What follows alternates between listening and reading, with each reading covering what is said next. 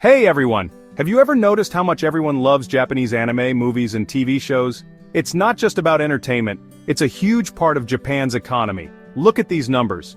In 2024 alone, anime made over $20 billion. That's a lot of money going back into the economy. And don't forget about the tourists who come to Japan just to see the places where their favorite shows were made. Think about all the people involved. The animators, the actors, the set designers. The entertainment industry creates thousands of jobs and gives talented people a chance to shine. But it's not just about money. These shows and movies help people all over the world learn about and connect with Japan. It's like a bridge between cultures. Of course, there are challenges too, like long working hours, but the industry is always finding new ways to improve using things like virtual reality and interactive content. So next time you watch an awesome anime or Japanese drama, remember you're not just enjoying a show, you're seeing the power of Japanese culture in action. The year 1991 marked a turning point for Japan, the year its economic bubble spectacularly burst. Fueled by excessive speculation and soaring asset prices, the bubble's collapse plunged the nation into a period of economic stagnation that would become known as the lost decades. What followed was a toxic cocktail of policy missteps, deflationary pressures, and a banking system burdened by bad loans.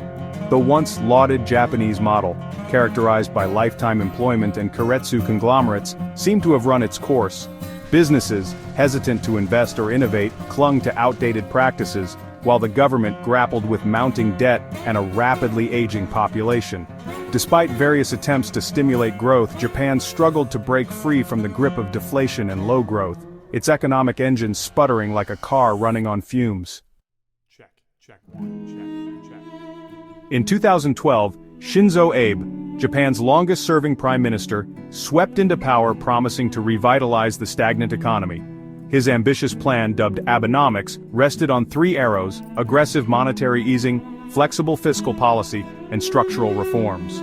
The early results were promising. The yen weakened, boosting exports, while the stock market surged, injecting a much-needed dose of optimism into the economy. However, Abenomics' success was far from unqualified. The much-needed structural reforms intended to boost productivity and encourage innovation proved elusive. Critics argued that Abenomics was more about short-term stimulus than addressing the deep-seated structural issues plaguing the Japanese economy. While Abenomics may have provided a temporary boost, it failed to deliver the knockout punch needed to break Japan free from its economic malaise. Navigating the storm inflation, a weak yen, and global headwinds. Fast forward to 2025 and Japan faces a new set of challenges. The landscape of Tokyo with its futuristic skyline stands as a testament to the country's resilience and innovation. Yet, beneath this veneer of progress, the nation grapples with economic turbulence that threatens to undermine its stability. Inflation, once a distant threat, has reared its head, fueled by soaring energy prices and a global supply chain crunch. The cost of fuel has skyrocketed, affecting everything from transportation to manufacturing. Congested shipping ports and delayed deliveries have become the new norm, further exacerbating the situation.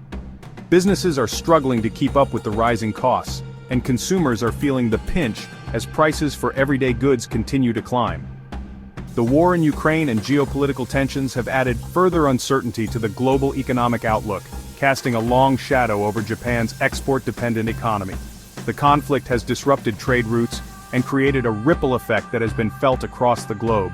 Japan's export industry, once a pillar of its economy, now faces significant challenges as demand fluctuates and markets become increasingly volatile.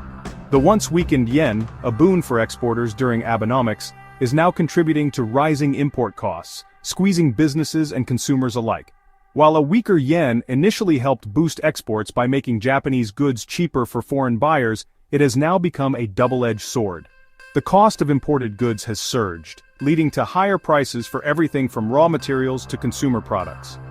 This has put a strain on both businesses, which are seeing their profit margins shrink, and consumers who are facing higher living costs.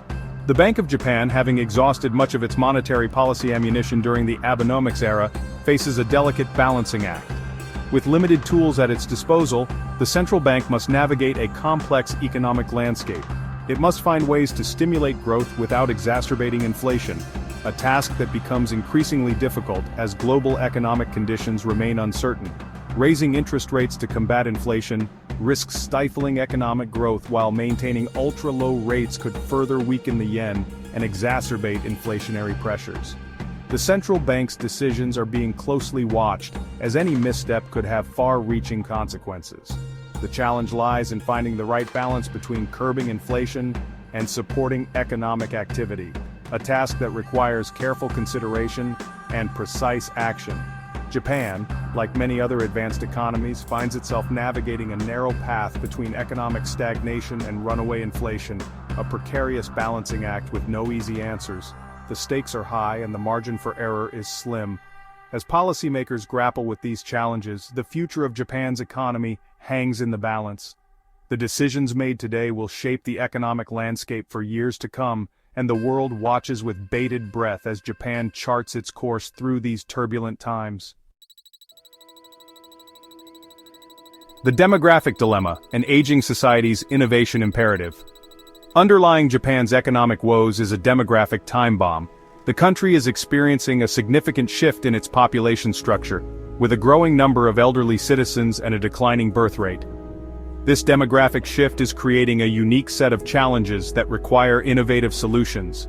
With a shrinking and rapidly aging population, Japan faces a shrinking workforce and rising social security costs. The burden on the younger generation to support the elderly is increasing, putting pressure on the social security system and the economy as a whole.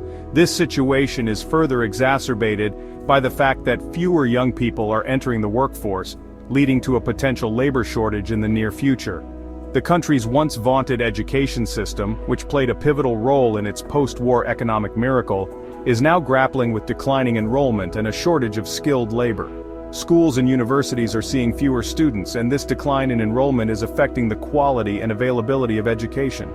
Additionally, there is a growing need for vocational training to equip the existing workforce with new skills that are relevant in today's rapidly changing job market. However, Japan is not one to shy away from challenges. The country has a long history of resilience and innovation.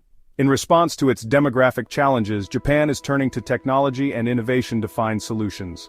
The government and private sector are investing heavily in research and development to create new technologies that can help mitigate the impact of an aging population. The country has been at the forefront of robotics and automation, investing heavily in technologies that could help mitigate the impact of its shrinking workforce. Robotics and automation are seen as key solutions to address the labor shortage and improve productivity. From advanced manufacturing robots to automated service robots, Japan is leading the way in developing and implementing these technologies. From automated factory floors to robotic care assistants for the elderly, Japan is exploring innovative solutions to address its demographic challenges. These technologies are not only improving efficiency in various industries but also enhancing the quality of life for the elderly. Robotic care assistants, for example, are helping to provide better care for the elderly, reducing the burden on human caregivers and ensuring that the elderly receive the support they need. Whether these innovations can fully offset the economic headwinds of an aging population remains to be seen. The success of these initiatives will depend on various factors, including the pace of technological advancement, the level of investment, and the ability of the workforce to adapt to new technologies. Nevertheless, Japan's proactive approach to addressing its demographic challenges through innovation serves as a model for other aging societies around the world.